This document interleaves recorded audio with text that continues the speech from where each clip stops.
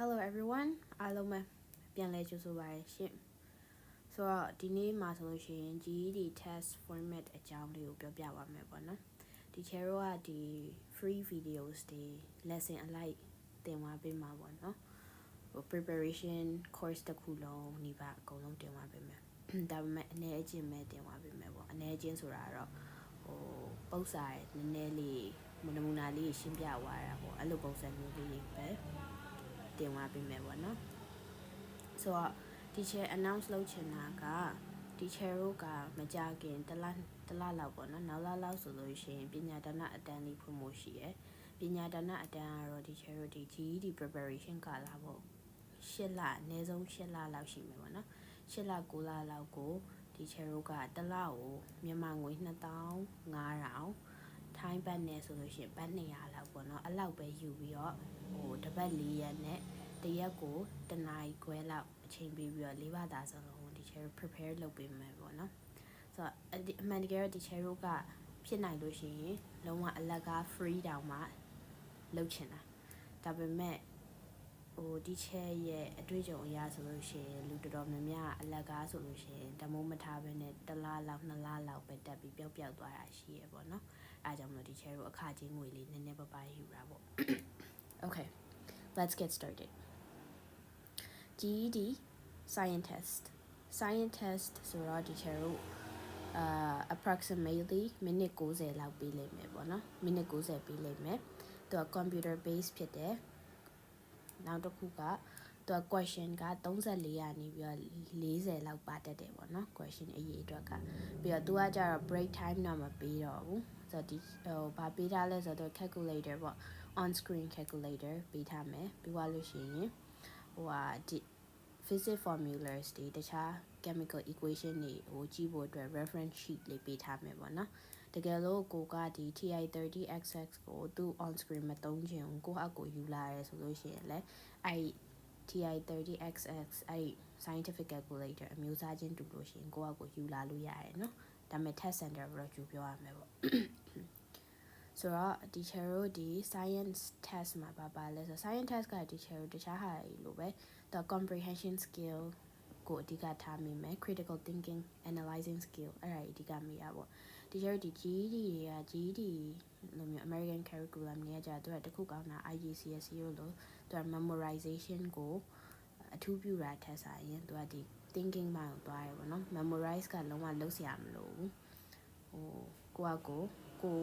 သိတဲ့ knowledge တွေကိုက knowledge လေးတွေဖတ်ပြီးတော့ပဲ critical thinking skill လေးသုံးပြီးတော့အဲ့လိုမျိုးစာပိုက်ကလေးဖတ်ပြီးတော့ပဲဖြေရတာပေါ့နော်ဆိုတော့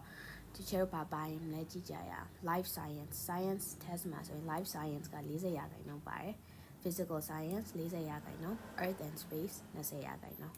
ဆိုတော့ teacher life science ဆိုတော့ teacher human body ကခန္ဓာကိုယ် system တွေပါမယ်ပြီးတော့ဒီအစာကွင်းဆက်တို့ ecosystem တို့ DNA တို့အဲ့ဒါတွေအကုန်လုံးပါတယ် physical science ကတော့ teacher ဒီ chemistry တို့ physics တို့ပေါ့နော်အဲ့ဒါတွေအကုန်ပါမယ်ပေါ့နော်အဲ့နောက်တစ်ခုက earth and space ကတော့ teacher နည်းနည်း geography ပိုင်းလေးနည်းနည်းပါမယ်ပြီးတော့ teacher ဒီ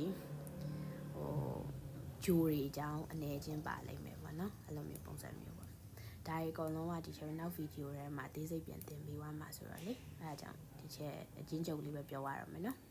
so question type ကဘယ်လိုမျိုးလဲ multiple choice ဆိုစာပိုက်ပေးထားမယ် A ကနေ D option ရှိရဲ့အဲ့ဒီတည်းတစ်ခုရွေးနောက်တစ်ခု drag and dropကတော့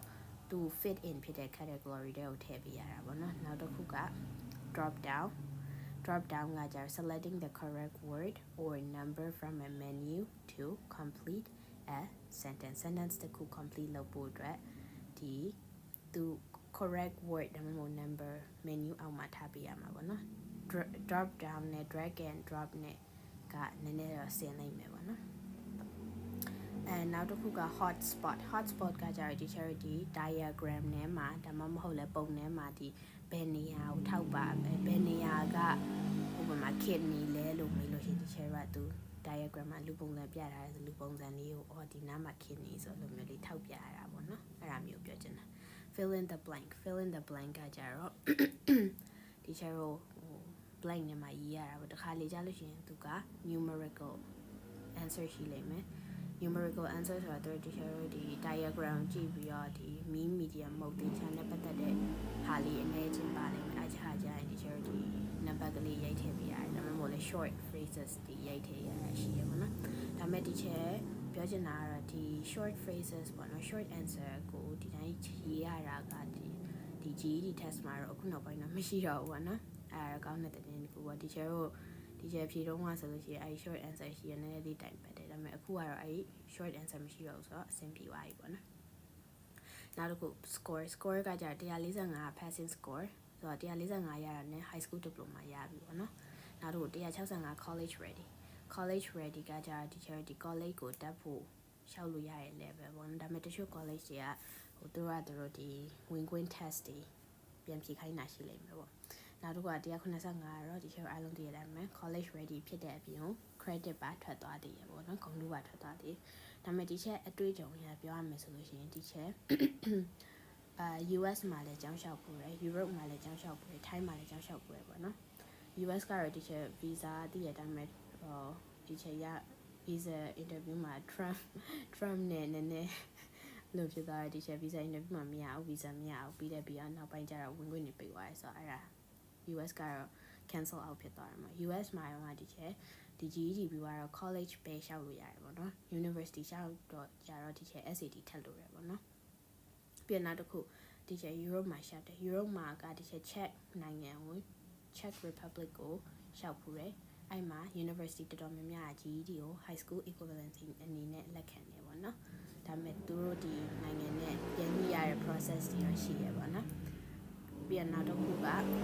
Thai မှာဆိုရင်တော့ teacher GED နဲ့ university တက်လို့ရတယ်ပေါ့နော် Czech မှာလည်း teacher university ကိုပဲလျှောက်တာပါ college မဟုတ်ဘူးနော်ဆိုတော့ဒီ GED နဲ့ university ရေ college တွေတော်တော်များများမှာလျှောက်လို့ရတယ်နောက်တစ်ခုက165ကျော်185ကျော်ရမှအဲ့လိုမျိုးလျှောက်လို့ရတာမဟုတ်ဘူးမှာနော် teacher ဆိုလို့ရှိရင်teacher ဖြေတော့ဆိုလို့ရှိရင်သိရမလားနည်းနည်းပြင်းတယ်ကွာဒီလားပြင်းတော့အမှတ်ကနေတယ်ဆိုတော့ teacher 165ဝန်းကျင်အဲ့တချို့တစ်ခါတချို့ subject တွေဆို150ဝန်းကျင်အဲ့လောက်ပဲရတာရှိတယ်ဒါပေမဲ့ teacher ကိုအဲ့ဒီ Europe က university ရောဒီ Thai မှာအခုတက်နေတဲ့ university ရောလက်ခံတယ်ပြီးတော့ American လျှောက်တော့မှလည်း American ကျတော့ teacher college လျှောက်တာပေါ့နော်အဲ့ college ကလည်းလက်ခံတယ်ဆိုတော့ teacher suggest ပေးချင်တာတော့ GED ဖြည့်ရကကြတော့အမှတ်ကတော့အရင်အဓိကကြီးမဟုတ်ဘူးပေါ့နော်ဒါပေမဲ့အမှတ်ကောင်းရင်တော့ပိုကောင်းတာပေါ့နော် chance တွေပိုများတာပေါ့အဲ့ဒါပါပဲဆိုတော့ teacher တို့ဘာ skills တွေလိုလဲလိုတဲ့ skills တွေကဒီသူက memorize ဒီ sorry နော် memorization ကအဓိက priority အဓိကမဟုတ်ဘူးဖြစ်တဲ့အတွက်ကြောင့်မို့ teacher တို့ကဒီ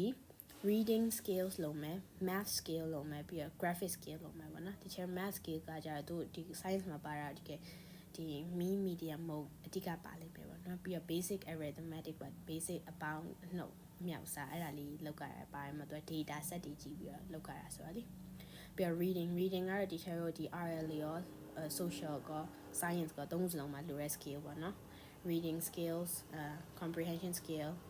အဲ့ skills တွေလိုမယ်ပြန်နောက်တစ်ခုကကြတော့ဒီ